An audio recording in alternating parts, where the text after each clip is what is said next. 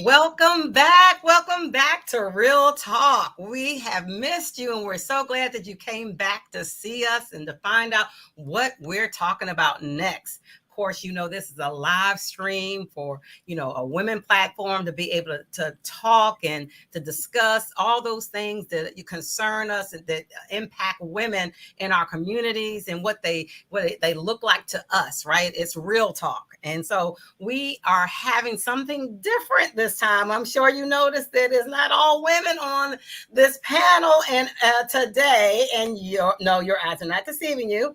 There is a male on the panel today. And that was done intentfully. And we're going to have him introduce himself a little later. But yes, because of the topic today, we wanted to get a male's perspective because we want to make sure that we're inclusive as well when we're talking about certain topics like this. And so I'm going to let everybody introduce themselves once we introduce ourselves as your host. I'm a co-host, Dr. Kim Brown Barber, and I am CEO for Journey to Becoming. And so I'm so glad that you are here today. And again, also, we have our co-host, Rochelle. Hello, I'm Rochelle Marie Lawson. I am the owner and founder of Blissful Living for You and the Brave, Bold, and Unstoppable Women Summit. So I'm so happy to be here with all of you to discuss this very important topic. Should be good. Yes, they don't even know yet. Not yet. We're not. I'll fool you. No, I'm kidding. Exactly. Oh my goodness. Oh my goodness. Well, we're not gonna keep you in suspense because we know we don't have a lot of time with you. So we want to get right to this, and we welcome to hear from you as well because we know that we not only have women that view us, but we also have males that view us as well. So the topic tonight, believe it or not, Roe versus Wade. Yes, I said it. And I know people are like, oh my goodness. But, this is a different platform. So it's not going to be the same kind of conversations that you've heard. So stay tuned. And if you like what you're hearing and the platform that we have, subscribe so that you can be able to be alerted when we have other topics coming up. So right now, I'm going to have our panelists introduce themselves. Juan, why don't we start with you? Thank you. My name is Juan Castro. I work in Lexington, Kentucky. I am the owner, president of the JCC Group. We actually own 3 companies: JCC Consulting, JCC Accounting, and JCC Insurance. All of them with my family. I have known Kim for a number of years. I've been proud to follow her trajectory, and I am honored to be invited today. Thank you so much for joining us. Not too many men want to come on a women's platform, so already kudos to you. And also, Dr. Portia Jackson Preston, please introduce yourself. Sure. So thank you so much for having me. I am as of this fall, associate professor of public health at Cal State Fullerton, focusing on stress and burnout and well-being, and particularly in marginalized communities. I also am the owner of Empowered to Exhale, which focuses on individual and organization level wellness. Excellent. Welcome. Thank you for taking time to be with us today as well. This is a very important subject. And so most people know about Roe versus Wade. It was the 1973 Supreme Court ruling that legalized abortion due to a woman, Jane Roe. Well, they call her Jane Roe, but it was Harvey, who basically had said that she was pregnant from rape and wanted to get an abortion. So this is kind of where it all started.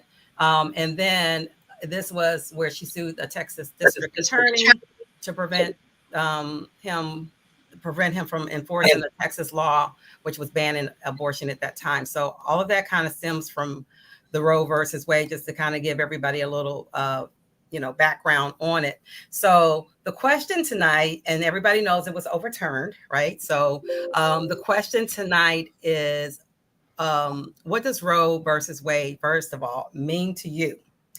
And then just what it means to you, just Roe versus Wade. And then we're going to talk about what the overturning means to you, okay? Because, by having a male on here, it gives us different perspectives, but you also have to remember that he also has females in his household I'll let him talk more about that. And I know them very well, and they're precious, and I love them. So anyway, let's go ahead and start with Juan. With what does Roe versus Wade mean to you? It, to me, is giving women the freedom to choose. I am a Christian. I'm a man, so I don't have to go through the 9 months that a woman has to go through carrying that child. Also, I feel that if I help create that child, I should be responsible. So Roe versus Wade was the epitome of giving women the choice to really move forward with what happened. Things can happen, an accident can happen, rape can happen. And so it is not up to a man, it should be up to us to decide what happens to women, because it's a very serious, long-term what happens to them. And so to me, Roe versus Wade gave us freedom. It gave us the opportunity for women to choose what to do with their lives, with their future, because it impacts them for a number of years, 18 years in the minimum, if not so.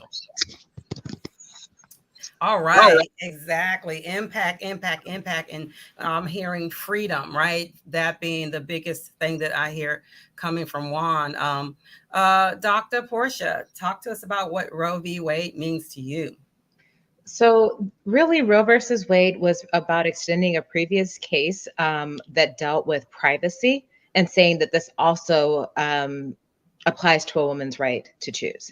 And so for me, Roe versus Wade has always been about the protection of choice. It doesn't have to do with what you necessarily would do for yourself personally, but whether you believe that other people have the right to choose for what happens to them. And I have been in the situation several times where someone has confided in me, and this has never been an easy decision. It really took a lot of time, took a lot of contemplation.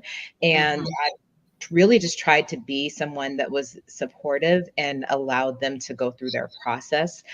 So I've never seen it as something that gave people a license to not be affected. I think it's been mischaracterized. It's always been a serious matter, but it really was about, at the end of the day, respecting bodily autonomy, saying that this person has a right to make a decision regarding their body and that the government will not interfere with that choice. Wow. Okay, so between the both of you, I keep hearing about the, choice, freedom, and then Juan even said, and I'm a Christian, he even, character-wise and gave it context of like, okay, even from this perspective, this is still what I see it as, is that freedom. And that's very interesting how both of you all are talking about the choice and the freedom. All right. May I add? Go ahead, add to it. I did a session about a year or two ago at the church, and when Roe versus Wade was originally passed, the church was very supportive. And it actually was about the intersection of church and politics that led to what we see today. So if you went back to 1973, you would see entire conventions. You're getting into my other question now. You're getting into my other question. Leave it alone. You just talked about the intersection. Don't get into that yet. I'm getting ready to get into the intersection. Leave it alone, Dr. Portia. See what I'm saying, Rochelle? No, I'm just kidding. Okay, come on, co-host. Talk to me. What does Roe v. Wade mean to you? I agree with both Juan and Dr. Portia. I think it's really about the freedom for a woman to decide what is right for her at that moment in time with her body, depending on the circumstances in her life. In my profession as an emergency room trauma nurse, I did have some really horrific young ladies come in that had things done to them, and to be able to be empathetic and listen to their story would break your heart. And to be able now for them to no longer have an option to do what they want to do with their body, which is right for them at that moment in time, is very distressing. I am very, I have my own opinions and everything about it. And I think that no one should tell anybody what they should do with their body. We shouldn't tell men what they have the right to do with their body, nor should they dictate to us. And being from California, here in the state of Texas right now, I have to be very careful with my fire denials, because to me, it's not that if you're on one side or the other, It's just the choice. And if you Yeah. start limiting our choices, what is it going to be next? There it is. And who There it is. are men and these women to allow this to happen? Who are these women that allow this to happen? That their choice to do with their body has been taken now away from them. Not just the ones that need, pro choice, but you've taken that right away from yourself, and that is something I just can't get my head around. Yes, totally agree. I think that's what it comes down to, and I love how everybody is contextualizing it in the different rights, even from a person in the healthcare industry, and have seen all of these types of situations and heard the stories. And some of us, not even in the healthcare, just like Dr. Portia was talking about some of the different stories she, was able to hear about. And Juan, I'm sure you've heard many as well.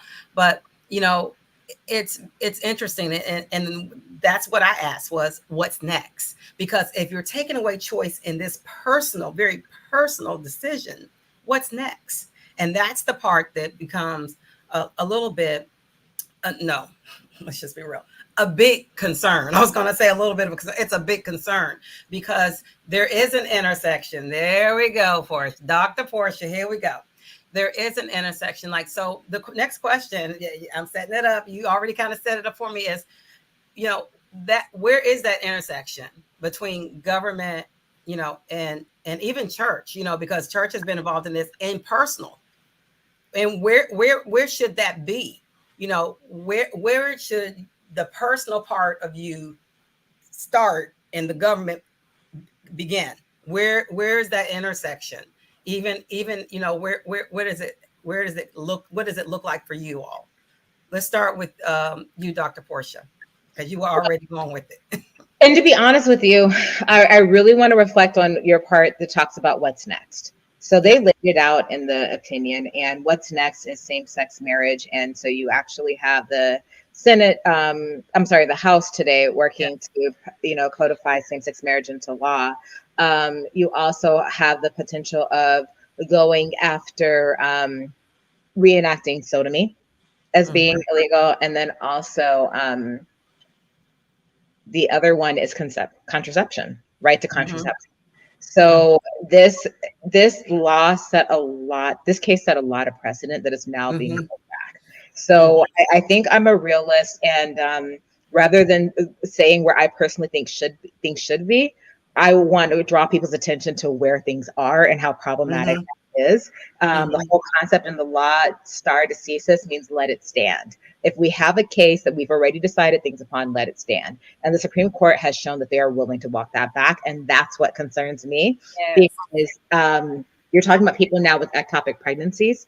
You're talking exactly. IVF treatments. You're talking about people who are taking arthritis medication that might potentially interfere with a pregnancy, and they're not pregnant yet, but their doctors are afraid to prescribe them because they don't want to go to jail. So there's so many implications. And I think that even if people are, for example, personally pro-life, that is never, being personally pro-life has never interfered with somebody else's right to choose. But take it beyond that, this has implications for so much. And a lot of people who've had life-threatening miscarriages now may not receive the treatment they need because people will be able to that they're going to be prosecuted. That for me, that's where I'm sitting right now. And that's as a public professional makes me deeply uncomfortable. So thank you for that's right. She's in public health. I forgot to, you said that right in the beginning. So we have a lot of health professionals on here, and when we have people who are not in the health profession, that's what I want to have a balance, so people can see that it's not just coming from one particular section. It's coming from, lots of different places. And you're right. It does impact so many people with, the different types of, matter of fact, it's some other people that right now are very concerned because of the problems they have had carrying babies to term, that they're scared. They're literally scared. And that's not good. I mean, you can't even enjoy your pregnancy because they've had trouble, just not something that they've chosen to do, but they've had trouble. And so they're scared that they may just die because of this law saying that, no, you can't, be able to go in and abort the baby to save the mother's life. So it's definitely concerning. Juan, what do you think about it? Well, the one bond that we all share is that we're minorities. I'm Hispanic, born in Ecuador, South America, and I'm married to a white woman, a physician. Mm-hmm. Yeah, we're just all surrounded by health today. Yes. And I asked her plainly, I said, what do you think? And she said, it's not for me. It would never be for me. But her idea doesn't mean that we have to stop it for everyone else. Exactly. And the reason why I pointed out a minority bond is because minorities are the ones that are going to be affected the most, whether because of lack of education, whether because of lack of access to health services. These are kids, these are young women, Hispanic, African-American, from many minority groups that now will probably be pushed away, pushed aside, ostracized. And now they have to carry a child, and they may not have the resources, the support of the family. So it scares me. It scares me that the government has stepped and done away for something that has existed for so long, that has helped just about everyone. And that now we say it's illegal or it's not going to be able to do. So my issue is, where is my freedoms end and the government takes over? And Kim knows we have fought very hard to be where we are. I sit on the board of Eastern Kentucky University, the only Hispanic on that board. And I'm proud of it because we as minority can reach really high. But what happened if I have an unwanted pregnancy and I had to take care? I have two beautiful daughters, and I would hope that they make their choice that is best suited for them. And have the opportunity to have the choice, right? Yes. And that's the key, to have the opportunity to have the choice, because as you said, so many, women that don't have access or information and education or understanding, suppose they don't even come and tell you they're having complications with a pregnancy because they're scared of what may happen. I mean, it's just all sorts of situations and scenarios that can play out. All right, co-host, I see you. Well, I mean, both Dr. Portia and Juan have brought up some, very valid points. And I just think back at some of my clinical experiences. I mean, there's times where these young ladies would come in and they'd be full term in full blown labor, having to deliver a baby in the backseat of a car or something, and have never came in for any medical care because they're afraid. So I'm thinking, well, not every birth is a healthy birth. We all know that. And sometimes there can be challenges for the mom as well as the infant, particularly if the mom has, diabetes or some chronic health condition like that. The potentiation for more complications to occur are through the roof. I believe that what we're doing is putting fear into our women, and now they're not going to seek out the help when they actually possibly should. And it's just setting up for more access to appropriate medical care for women to take place. What I see is going to be an intersection where the woman will no longer be able to go to her appointment with her physician unaccompanied by her male significant other, spouse, father, whatever, because that is another part of taking away the right for a woman to choose what she should do for her body. That's something that I see slowly coming down the pipe. I don't know if you guys heard, but there was a senator that said that these women are just getting a little bit too sassy. And the reason why they're getting too sassy is because they have too many rights, and we need to start taking their rights away. And I can't remember exactly what Southern senator said this, but I was that up in the morning, hadn't had no tea yet, and I almost turned into Mauna Loa. That volcano just food out. I bet. I was home by myself because girl would have been all over the place. Oh my goodness. But yeah, Yes. so that's the kind of talk that is happening that we don't hear in mainstream media. But it's very scary. It's very, very scary. And you never know what may be happening to someone in your family. You know, a lot of that was, take a look at COVID. A lot of people didn't believe COVID was real until they got COVID or somebody in the family died of COVID. Then it became a whole different enlightenment. That's right. Same thing. This is no different. No different. And so until it's at your doorstep. Exactly. Yeah. So anyways. No, that's exactly right. And I'm now curious. Now we got to look up the senator who said this, right? Yeah. Oh, you said a Southern senator. Yeah. Oh, now I got to look it up. Yeah.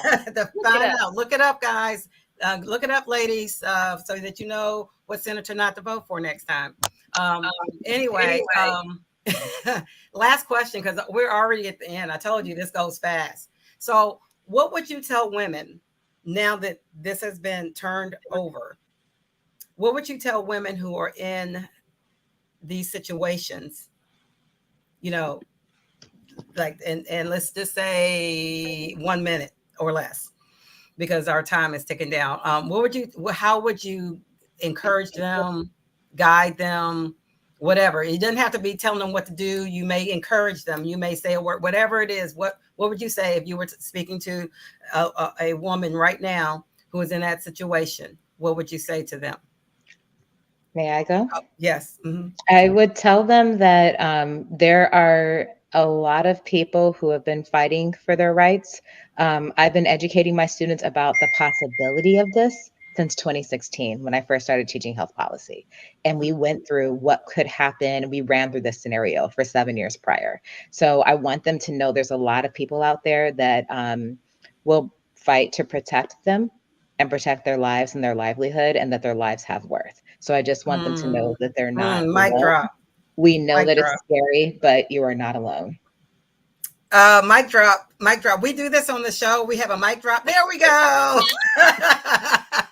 We have a mic drop when something profound is just said, and I love it that their lives have worth.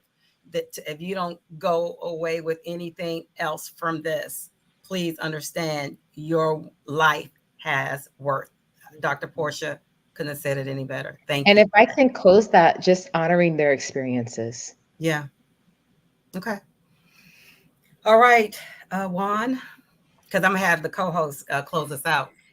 Being a dad, I will tell my daughters that whatever their choice is, I would love them, I will support them, I will be there. And as a man, I will be there to if they decide to carry their child for term, I will be there for the child as well. I'm here as a man saying that we men need to take responsibility for what we do just as much as the outcome.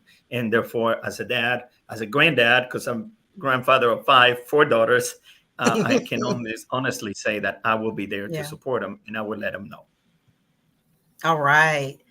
That's awesome. And that sounds so good. I mean, from the dad, from the granddad, I love it. Thank you so much, Juan. I really appreciate that. Okay, Rochelle, say your part, but get ready to close us out as well. Okay. So I'm going to keep mine pretty simple. I will tell them that you need to make the choice that's best for you at this moment in time. And you need to go deep inside yourself and don't allow the external noise and the external people in your life to sway you anyway. Go deep inside yourself and have a communication with your internal self, and you will get the answer as to what is the right choice for you to do at this moment in time. And it may not be in agreement with everybody, and you don't have to tell anybody what your choice is. You can still keep that part of your life private and personal. But that is what I would say, because you never know what shoes somebody's walking in. And to take it where their choice to do something with all that's going on in our society today could put somebody really over the edge? And do we want to lose more lives because people have mental health crisis due to not being able to control what goes on with their bodies and in their lives? So. Wow, that's another mic drop. All right, well, let's close it out. Rochelle, go ahead. All right, well, that was a really deep and fabulous show, and I really appreciate Juan and Dr. Portia being here with us, because these are topics that we really need to discuss, and we need to share shows like this, because if we keep it in the closet, nothing changes. But if we have communication and dialogue, then we can maybe take back what has been removed from us in some other capacity. So thank you too for being a guest on Real Talk, because we do keep it real. Yes. So thank you so much. And I'm going to turn it back over to Dr. Kim. I'm Rochelle Marie Lawson, the Queen of Feeling Fabulous. Turning it back over to Dr. Kim to close it really out. And if you like the show, subscribe and please share it. Thank you. Yes. Thank you, Rochelle. I know. And, I have a few seconds. So thank you so much, everyone, for being here. Thank you, Dr. Portia. Thank you, Juan, again. And most importantly, I hope this has helped someone out there. And if you know somebody that this can help, please let them know, because this is very important. And we need to talk more about it, just like Rochelle already said. Until next time, don't forget, subscribe for new topics that are coming. And we'll see you next time. Bye-bye.